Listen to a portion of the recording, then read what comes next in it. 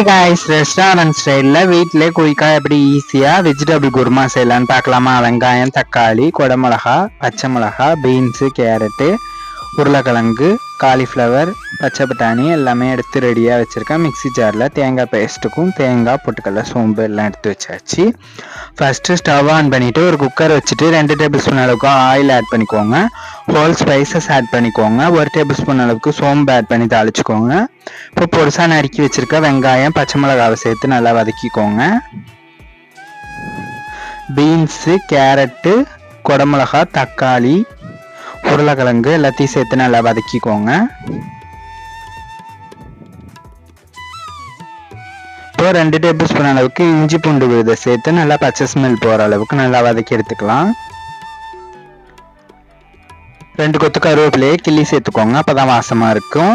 1 table spoon அளவுக்கு மஞ்சத்தூள் சேர்த்து நல்லா வதக்கிக்கோங்க. வீட்டில் அரைச்ச குழம்பு மிளகாய் தூள் 1 டேபிள் ஸ்பூன் அளவுக்கு, தேவையான அளவு கொஞ்சமாக கல் உப்பு சேர்த்து நல்லா வதக்கிக்கோங்க. ஆச்சி கரம் மசாலா 1 டேபிள் ஸ்பூன் அளவுக்கு ஆட் பண்ணி நல்லா வதக்கிக்கோங்க.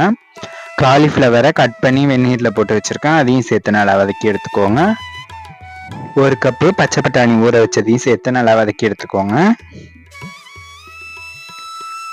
இப்போது காயெல்லாம் முழுகி வேகிற அளவுக்கு கொஞ்சமாக தண்ணி ஊற்றி தேங்காய், பொட்டுக்கடலை, சோம்பு அரைச்ச விழுதியும் சேர்த்து மிக்ஸி ஜாரை அலசி ஊற்றி நல்லா மிக்ஸ் பண்ணி எடுத்துக்கிட்டு மூடி போட்டு ஒரு 4 விசில் விட்டு எடுத்துக்கோங்க. இப்போ விசில் வந்துருச்சு.